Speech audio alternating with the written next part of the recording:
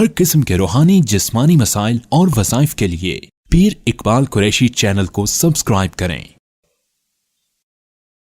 وہ ہاسپٹل کا جو واقعہ بتا رہے تھے وہ یہ تھا حضرت جی کہ جب مجھے لے جانے لگے نا تو میں نے بتایا آپ کو کہ استخارہ کیا اور مولا صاحب کا فون آ گیا کہ نہیں آپ نے کروانا ہے اور ضرور کروانا۔ بس پھر وہ کروا لیا۔ ڈاکٹر صاحب کا اپنا فون آ گیا کہ جی آپ صبح آ جائیں۔ یہ بھی ایک مطلب ہے کہ روحانیت شروع ہو گئی ہے۔ اور پھر جب اسی دن انہوں نے مجھے بلا کر کہا کہ جی آج ہی کرنا ہے تو میں تیار تھا، میرا دل موت کا خوف ختم ہو چکا تھا الحمدللہ۔ تو میں نے کہا کہ ٹھیک ہے یار، یہاں پر بیوی بچوں کو چھوڑ کے جائیں گے، آگے باپ دادا ہوں گے، والدہ والدین ہوں گے، دادا دادی نانا نانی ماموں شاموں پھوپھیاں چچے سارے آگے ہوں گے۔ سب سے بڑی بات صحابہ اہل بیت محمد عربی صلی اللہ تعالی وسلم۔ اس لیے نا وہ موت کا خوف ایک تو مجھے کرونا میں ختم ہو گیا تھا آدھا، تھوڑا بہت جو تھا وہ اب یہاں سے پھر ہو گیا۔ میں نے کہا کہ جی ٹھیک ہے میں تیار ہوں۔ انہوں نے کہا جی آج ہی کر رہے آپ۔ ٹھیک، تو بس مجھے لے گئے تو میں نے اشہد ان لا الہ الا اللہ اشہد ان محمدًا عبدہ ورسولہ لا نبی بعدہ ولا رسول بعدہ ولا امۃ بعد امۃ محمد صلی اللہ علیہ وسلم، یہ کہہ کے تو انستھیزیا ڈاکٹر نے مجھے بیہوش کیا۔ میں نے یہ پڑھا اور میں بیہوش ہو گیا۔ اس کے بعد حضرت جب مجھے ہوش آنا شروع ہوا ہے، یہ 10 بجے سے لے کے 1 بجے تک وہ آپریشن کرتے رہے۔ اس کے بعد مجھے کانوں میں ایک آواز آئی، حالانکہ میں بے ہوش ہوں لیکن وہ آواز میں نے سنی ہے، آپ کا بائی پاس آپریشن ہو چکا ہے، آپ کو آپریشن تھیٹر سے ICU میں لے جایا جا رہا ہے۔ یہ میں نے آواز سنی، پہلی آواز سنی۔ پھر میں کچھ پتہ نہیں مجھے، پھر میں ICU میں چلا گیا۔ پھر کوئی 4-5-6 گھنٹوں کے بعد ہوش آنا شروع ہوا۔ مجھے یاد آنا شروع ہوا کہ اوہو میں تو بائی پاس کے لیے میرا خیال آیا تھا، تو میں سر اٹھانا چاہتا ہوں، اٹھنے کا بندہ ہوں، سارے میرے ہاتھ پاؤں اور جڑے ہوئے ہیں اور پٹیاں اور ٹیپیں لگی ہوئی ہیں، اور دائیں طرف مجھے لگ رہا ہے کہ وہ ٹیپیں لگی ہوئی ہیں، بندہ ہوا ہوں میں، سر ایسے کر کے ایک جگہ پہ پڑا ہوا ہے۔ میں کہتا ہوں یہ مجھے کیا کروں ہے، تھوڑا سا میں پاؤں ہلانے کی کوشش کرتا ہوں تو نہیں ہلتا، گردن تھوڑی سی میری ہلتی ہے تو میری نظر پڑی یہاں ساری پٹیاں لگی ہوئی ہیں۔ میں نے کہا اوہ میرا بائی پاس ہوا ہے، یہاں سے انہوں نے گوشت نکالا ہے۔ اس کے بعد پھر وہ ICU میں پڑے رہے 36 گھنٹے، 12 یہ تقریباً 1 بجے مجھے وہاں لگے، رات 1 بجے سے لے کے اب 1 بجے دوبارہ 12 گھنٹے ہو گئے نا، 1-1:30-2 بجے مجھے وہ ایک سسٹر میرے ساتھ تھی اور ایک اور لڑکا تھا جس کا بائی پاس ہوا تھا، اسی کے ساتھ اس نے مجھے لمبا ڈالا۔ اچھا بتائی نہیں کہ 2 بکرے کٹے ادھر اس طریقے سے اس کے پاس ٹائم واقعی نہیں تھا۔ پھر اس نے کہا کہ شاہ صاحب کا مسئلہ زیادہ لیٹ ہو جائے گا، ایک ہی مریض ہے آج لکیلی، تو میں ان کو ساتھ ہی کر لیتا ہوں، تو اسی لیے اس نے اسی دن میرا اللہ کر لیا۔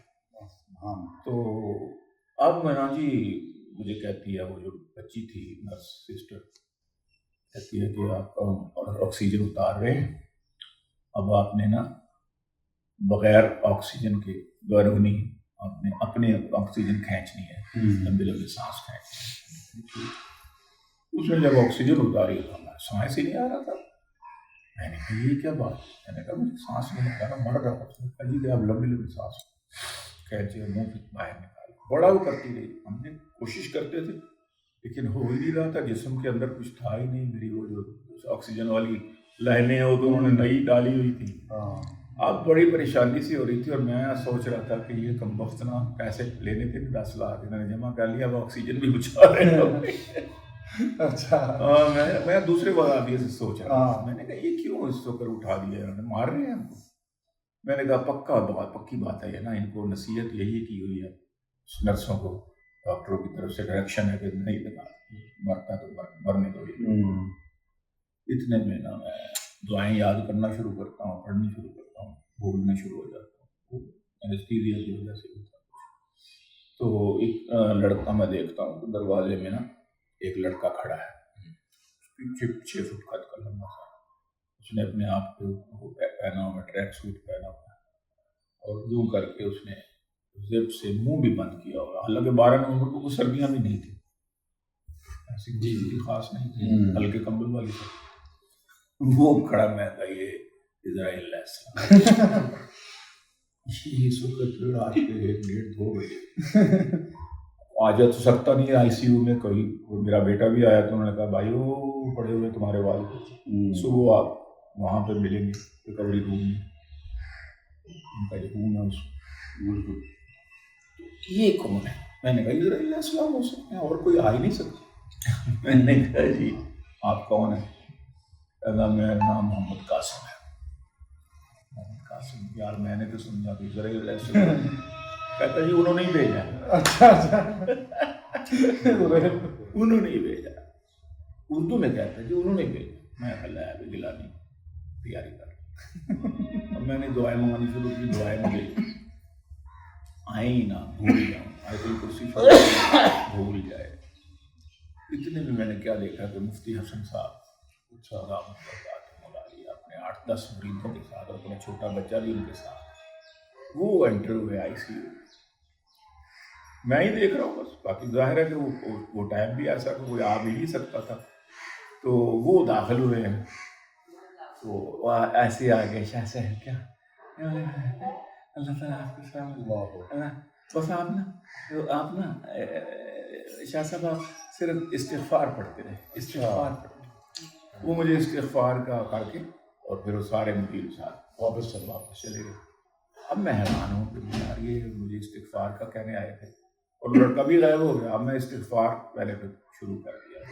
اتنے میں وہ لڑکی مجھے کہتی ہے کہ آپ شاعر ہیں نا؟ میں کہا کہتی کوئی شعر سنایا، میں کہا میں مرنا پیا، اسرائیل علیہ السلام کا نمائندہ ہے تینوں میرے شعر، لیکن میرے کا اتنا دل نہ ٹوٹ جائے، ساری میری خدمت پہ لگی ہوئی ہے، میری خدمت پہ لگی ہے، میں اس کا دل نہ توڑوں اللہ کی قسم۔ میں نے کہا اس کو اس حالت اس وقت بھی دیکھیں مخلوق کی فکر ہے، وہ تھا، میں نے کہا نہ اس کا دل نہ ٹوڑ، میں نے کہا بیٹا میں سنا اللہ جو شعر سنایا وہ یاد رہا، حالانکہ کلمے بول رہے تھے، شعر یاد رہا، شعر سنا دے ذرا۔ میں نے کہا کہ جانے آواز تو نکل نہیں رہی تھی، سانس تو آ نہیں رہا تھا، تو ٹوٹے پھوٹے میں اس میں ٹوٹے سانسوں میں نے سنایا کہ جانے ہے کس حکیم سے لائی خرید کر سرما وہ میرے واسطے 70,000 کا، سب لڑکیاں نظر مجھے آتی ہیں بیٹیاں،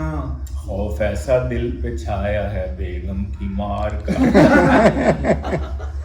وہ ہستی سے لوٹ پوٹ ہو گئی اور وہ بڑا خوش ہوئی۔ اتنے میں ڈاکٹر آ گیا، اس نے کہا آکسیجن لگائیں ان کو، ابھی ان کو سرما ختم ہو گئی، اس نے کہا کہ ابھی ان کو نا ان کے روم میں شفٹ کرے، جو ریکوری روم تھا اس میں ہم لوگ جا کے ٹھہرے ہوئے تھے، تو ابھی یہاں پر نئے مریض آ جائیں گے، اس لیے صفائی وغیرہ کرنی ہے، تو ان کو دونوں مریض ان کے کمروں میں پہنچا دیا، تو پھر میں نے آکسیجن لگا دی، پھر ہم چلے گئے، پھر ہم جا کے سو گئے 2-3-4 گھنٹے، پھر نیند کی گولیاں اور ٹیکے لگا دیے، تو صبح پھر 9-1 بجے بیٹا آیا مجھے، ان کو اوپر کمرے پہ ٹھہرے ہوئے تھے، پرائیویٹ روم لیا ہوا تھا، تو وہاں پر ٹھہرے ہوئے تھے، اس میں جناب اپنا بیٹا آیا، بہو بھی تھی میری ساتھ، تو ملنے آیا، میرے آپریشن دیکھنے آیا کہ جی کیسا ہو گیا، کل ہم بھی ایسی قیامت کو گزاری ہے دن، جیسے بچے کہتے ہیں بالکل، تو اللہ کا شکر ہے کہ اللہ نے اچھا، وہ کہتا تھا کہ یہ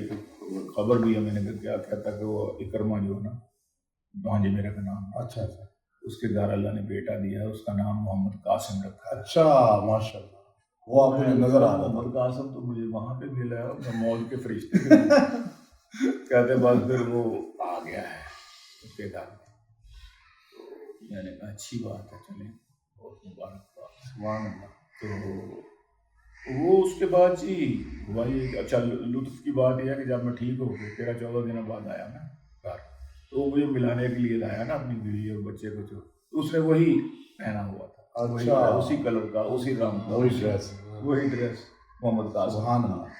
میں نے بھانجے سے کہا، میں نے کہا بالکل یہی تھا، ڈریس بھی یہی تھا اور ایڈریس بھی یہی تھا. کہتا ہے ماموں یہ کہیں ہمارے لیے اسرائیل میں ثابت ہو. میں نے کہا اس سے بڑھ کر اور کیا اچھی چیز ہو سبحان اللہ. کہ اسرائیل علیہ السلام صرف جان نہیں نکالتے، جان کی حفاظت بھی کرتے. اللہ وہ دیکھتے ہیں. میں نے کہا اصل میں وہ آئے ہوئے تھے دیکھنے کے لیے کہ بھی کوئی اور تو نہیں ہے کاکی کوئی کام نہ